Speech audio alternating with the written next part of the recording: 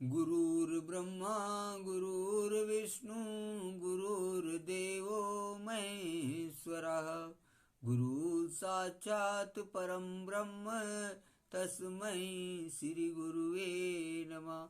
अखण्डमण्डलाकारं व्याप्तं येन चराचरं तत्पदं दर्शितं येन तस्मै श्री गुरुवे नमः।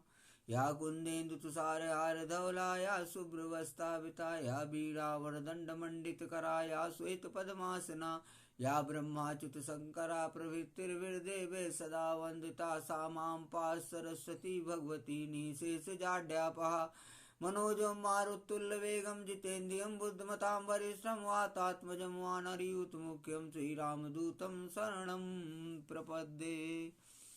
ओम सर्वमंगल मांगल्ये शिवे सर्वार्थसाधिके शरण्ये त्र्यंबके गौरी नारायणी नमोस्तुते। वर्णानां संगानां रसानां छन्दसां मंगलानां च कर्तारो वन्दे वाणी विनायको। ओम तत्सवितुर्वरेण्यं भर्गो देवस्य धीमहि धियो यो न प्रचोदयात्। ओम त्र्यंबकं यजामहे सुगन्धिं पुष्टिवर्धनम् उर्वारुकमिव बन्धनान् मृत्योर्मुक्षीयमामृतात्। ओम जातवेदस्य सुनां सोमराति यतो नित्यहैतवेदाः सा न पर्षद् दुर्गाणि विश्वानात्रयो सिन्धिं दुर्त्यात्यग्नि। ओम ह्रौं जूं सा ओं भूर्भुवः स्वः। ओं त्र्यंबकं यजामहे सुगन्धिं पुष्टिवर्धनम् उर्वारुकमिव बन्धनान् मृत्योर्मुक्षीयमामृतात्। ओं स्वः ओं भुवः ओं भुः ओं सः जूं ह्रौं ओम्। सानन्दमानन्द वसन्तमानन्द कंदं हतपावृन्दं वाराणसी नाथ नाथं श्री विश्वनाथं शरणं प्रपद्ये। अहिल्या द्रौपदी तारा कुंती मंदोदरी तथा पंचकमनां विश्वनित्यं महापातकनाशनम् अस्वस्थामा बलिर्व्यासो हनुमान अस्सं विभीषणा कृपा परशुराम सप्तैते चिरजीवना। विष्णु जनार्दन पद्मनाभ प्रजापत्यचक्रधरते विक्रम नारायण गोविंद मधुसूदन नरसिंह जलाशायी वराह रघुनंदन वामन माधव। ओम श्री विष्णुने आत्मने नमः। ओम नमो नारायणाय नमः।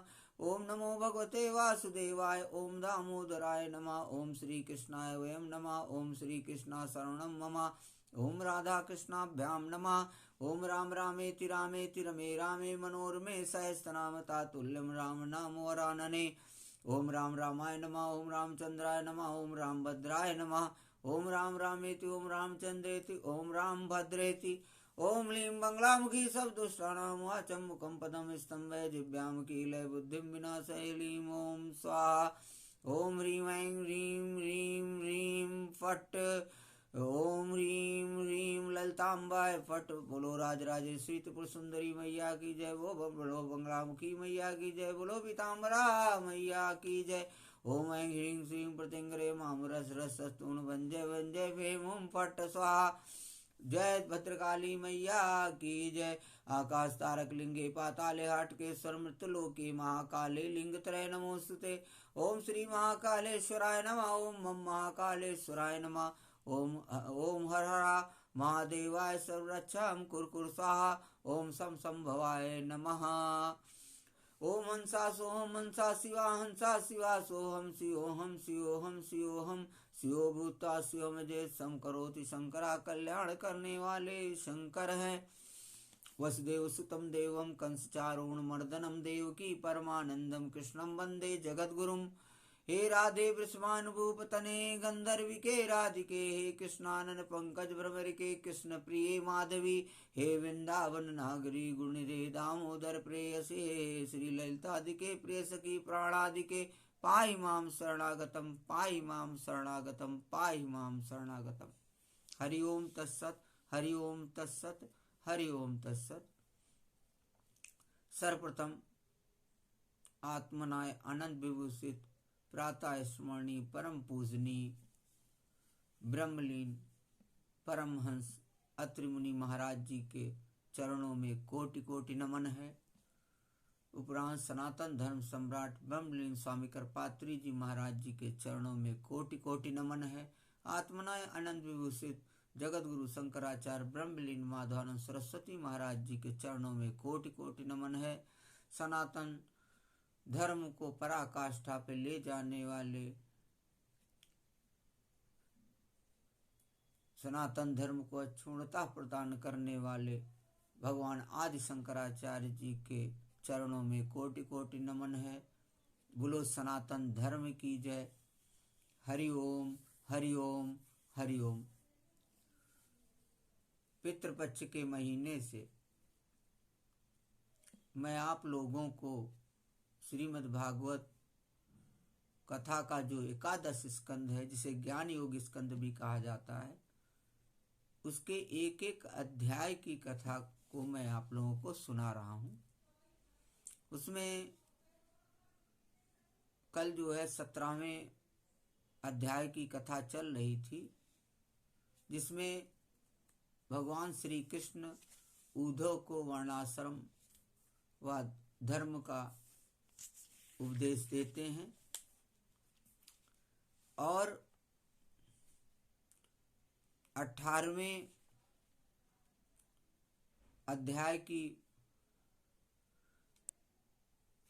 कुछ कथा हुई थी, जिसमें भगवान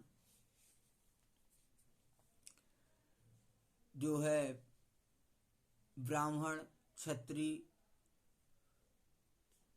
वैश्य शूद्र के क्या गुण होने चाहिए, क्या उन्हें करना चाहिए और कैसे परमात्मा का भजन करें, कैसे उन्हें धर्म का आचरण करना चाहिए, वो सब भगवान उन्हें विस्तार से उद्धव जी को बताते हैं। तो यहाँ पर जो है उद्धव जी ने जैसे प्रश्न पूछा था भगवान से आश्रमों के बारे में भी, तो उसके बारे में भी व्याख्या करते हैं कि ब्रह्मचर्य आश्रम में जीव को कैसे रहना चाहिए और गृहस्थ आश्रम में कैसे रहना चाहिए, वानप्रस्थ आश्रम में कैसे रहना चाहिए और सन्यास जब ले तो कैसे रहना चाहिए।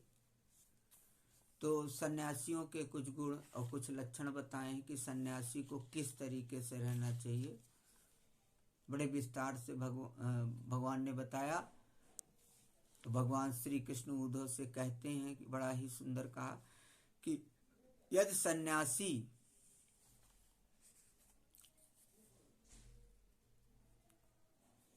यदि ब्राह्मण हो जिसने सन्यास ग्रहण किया हो, भगवान कहते हैं कि उद्धव जी जब ब्राह्मण सन्यास लेने लगता है तब देवता लोग स्त्री पुत्रादि सगे संबंधियों का रूप धारण करके उसके सन्यास ग्रहण में विघ्न डालते हैं कि वो सन्यास ना लेने पावे। बड़ा ही सुंदर श्लोक है कि विप्रस्वै सन्नसतो देवा अदारादि रूपिणा। उद्धव जी जब ब्राह्मण सन्यास लेने लगता है तब देवता लोग स्त्री पुत्रादि सगे संबंधियों का रूप धारण करके उसके सन्यास ग्रहण में विघ्न डालते हैं। वे सोचते हैं कि अरे या तो हम लोगों की अवहेलना कर, हम लोगों को लांघ कर परमात्मा को प्राप्त होने जा रहा है। यदि सन्यासी, आगे भगवान उद्धव से कहते हैं कि यदि सन्यासी वस्त्र धारण करे तो केवल लंगोटी लगा ले और अधिक से अधिक उसके ऊपर एक ऐसा छोटा सा टुकड़ा लपेट ले कि जिसमें लंगोटी ढक जाए, तथा आश्रमोचित दंड और कमंडल के अतिरिक्त और कोई भी वस्तु अपने पास न रखे। यह नियम आपत्ति काल को छोड़कर सदा के लिए है। नेत्रों से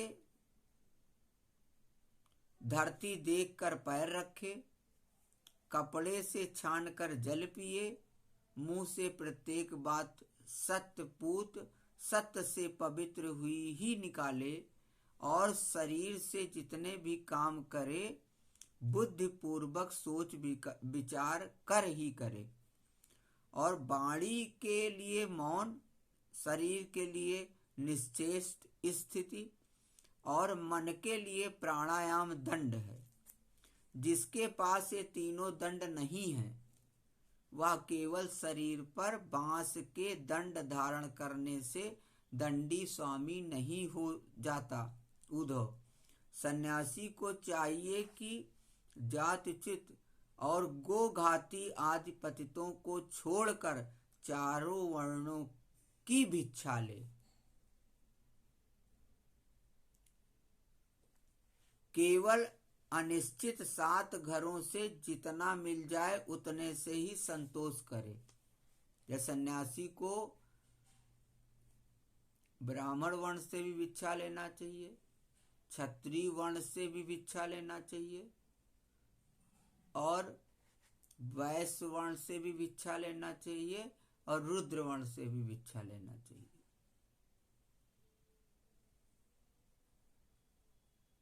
अभी मैंने जिसे रुद्रवर्ण बोला, रुद्रवर्ण नहीं, शूद्रवर्ण से भिक्षा लेना चाहिए। और आप जानते हैं जो शूद्रवर्ण, या मैंने रुद्र ही कह दिया तो तामस में ही आता है, तो भोलेनाथ की कृपा है जो ऐसा शब्द निकल गया। लेकिन फिर भी सन्यासी को ब्राह्मण वर्ण से भी भिक्षा लेना चाहिए, वैश्य वर्ण से भी भिक्षा ले सकता है, क्षत्रिय वर्ण से भी भिक्षा ले सकता है और शूद्र वर्ण से भी भिक्षा ले सकता है। ये हम नहीं कह रहे हैं, श्रीमद् भागवत कथा का 11 स्कंद कह रहा है। और ये जो है 11 स्कंद का जो 18वां अध्याय है उसके 18वें श्लोक में ये चीज कहा गया है। और ये भी कहा गया है कि केवल अनिश्चित 7 घरों से जितना मिल जाए उतने से ही संतोष कर ले सन्यासी, ना मिले तो ना ग्रहण करे। आगे कहा है भगवान ने उद्धव से कि इस प्रकार भिक्षा लेकर बस्ती के बाहर जलाशय पर जाए, वहां हाथ पैर धोकर जल के द्वारा भिक्षा पवित्र कर ले। फिर शास्त्रोक्त पद्धति से जिन्हें भिक्षा का भाग देना चाहिए उन्हें देकर जो कुछ बचे उसे मौन होकर खा ले। दूसरे समय के लिए बचा कर न रखे और ना अधिक मांग कर ही लाए। सन्यासी को पृथ्वी पर अकेले ही विचरना चाहिए, उसकी कहीं भी आसक्ति ना हो, सब इंद्रियां अपने बस में हो, वह अपने आप में ही मस्त रहे, आत्म प्रेम में ही तन्मय रहे, प्रतिकूल से प्रतिकूल परिस्थितियों में भी धैर्य रखे और सर्वत्र समान रूप से स्थित परमात्मा का अनुभव करता रहे। सन्यासी को निर्जन और निर्भय एकांत स्थान में रहना चाहिए। उसका हृदय निरंतर मेरी भावना से विशुद्ध बना रहे। वह अपने आप को मुझसे अभिन्न और अद्वितीय अखंड के रूप में चिंतन करे। वह अपनी ज्ञान निष्ठा से चित्त के बंधन और मोक्ष पर विचार करे तथा निश्चय करे कि इंद्रियों का विषयों के लिए विक्षिप्त होना, चंचल होना बंधन है और उनको संयम में रखना ही मोक्ष है। इसीलिए सन्यासी को चाहिए कि मन एवं 5 ज्ञानेंद्रियों को जीत ले, भोगों की क्षुद्रता समझकर उनकी ओर से सर्वथा मुंह मोड़ ले और अपने आप में ही परम आनंद का अनुभव करे। इस प्रकार वह मेरी भावना से भरकर पृथ्वी में विचरता रहे। केवल भिक्षा के लिए ही नगर, गांव, बस्ती या यात्रियों की टोली में जाए। पवित्र देश, नदी, पर्वत, वन और आश्रमों से पूर्ण पृथ्वी में बिना कहीं ममता जोड़े घूमता फिरता रहे। भिक्षा भी अधिकतर वानप्रस्थियों के आश्रम से ही ग्रहण करे, क्योंकि कटे हुए खेतों के दाने से बनी हुई भिक्षा शीघ्र ही चित्त को शुद्ध कर देती है और उससे बचा खुचा मोह दूर होकर सिद्धि प्राप्त हो जाती है। विचारवान सन्यासी दृश्यमान जगत को सत्य वस्तु कभी न समझे, क्योंकि यह तो प्रत्यक्ष ही नाशवान है। इस जगत में कहीं भी अपने चित्त को लगाए नहीं।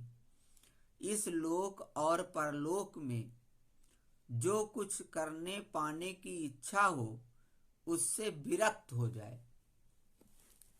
आगे भगवान उद्धव से कहते हैं कि सन्यासी विचार करे कि आत्मा में जो मन, वाणी और प्राणों का संघात रूप यह जगत है, वह सारा का सारा माया ही है।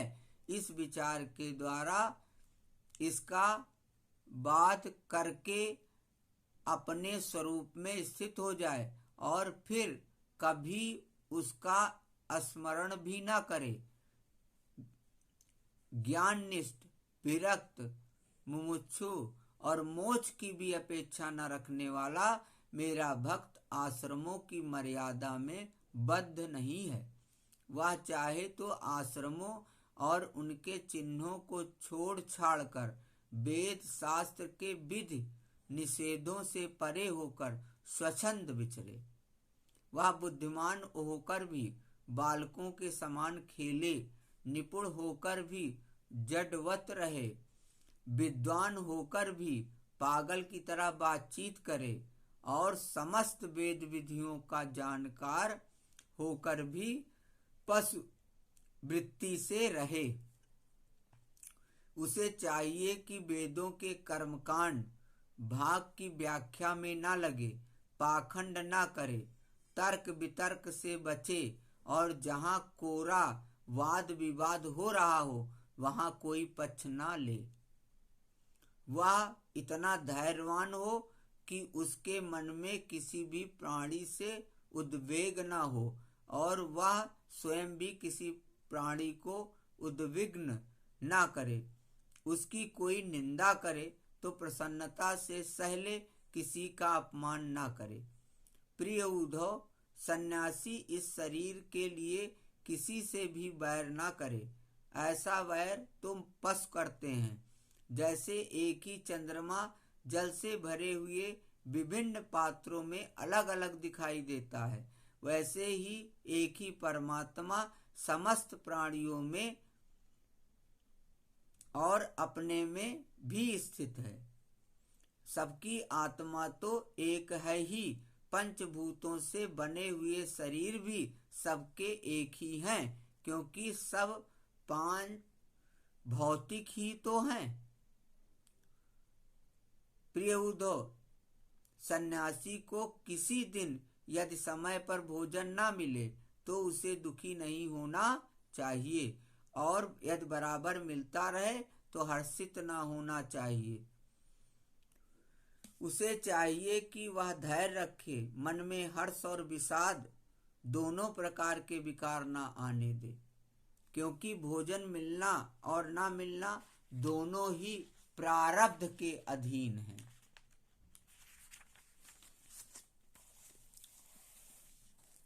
भिक्षा अवश्य मांगनी चाहिए, ऐसा करना उचित ही है, क्योंकि भिक्षा से प्राणों की रक्षा होती है। प्राण रहने से ही तत्व का विचार होता है और तत्व विचार से तत्व ज्ञान होकर मुक्ति मिलती है।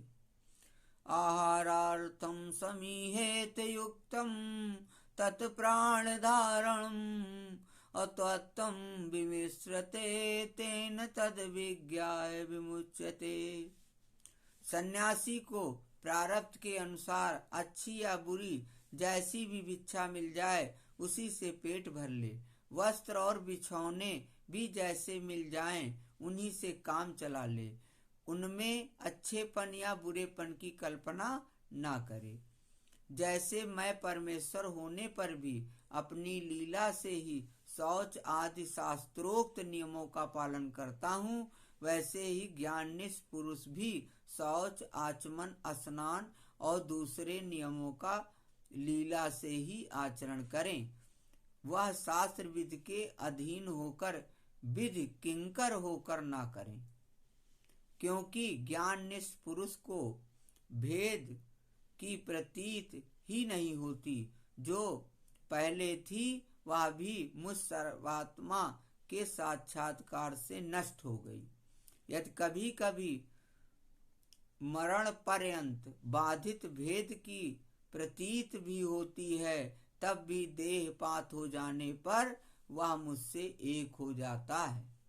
उद्धव जी, जितेंद्रिय पुरुष जब यह निश्चय हो जाए कि संसार के विषयों के भोग का फल दुख ही दुख है, तब वह विरक्त हो जाए, और यदि वह मेरी प्राप्ति के साधनों को ना जानता हो तो भगवत चिंतन में तन्मय रहने वाले ब्रह्मनिष्ठ सदगुरु की शरण ग्रहण करे। वह गुरु की दृढ़ भक्ति करे, श्रद्धा रखे और उनमें दोष कभी न निकाले। जब तक ब्रह्म का ज्ञान हो तब तक बड़े आदर से मुझे ही गुरु के रूप में समझता हुआ उनकी सेवा करे। किंतु जिसने 5 इंद्रियां और मन इन छयों पर विजय नहीं प्राप्त की है उद्धव, जिसके इंद्रिय रूपी घोड़े और बुद्ध रूपी सारथी बिगड़े हुए हैं, और जिसके हृदय में ना ज्ञान है और ना तो वैराग्य है, वह यदि त्रिदंडी सन्यासी का वेश धारण कर पेट पालता है तो वह सन्यास धर्म का सत्यानाश ही कर रहा है, और अपने पूज्य देवताओं को, अपने आप को और अपने हृदय में स्थित मुझको ठगने की चेष्टा करता है। अभी उस वेश मात्र के सन्यासी की वासनाएं क्षीण नहीं हुई हैं, इसलिए वह इस लोक और परलोक दोनों से हाथ धो बैठता है।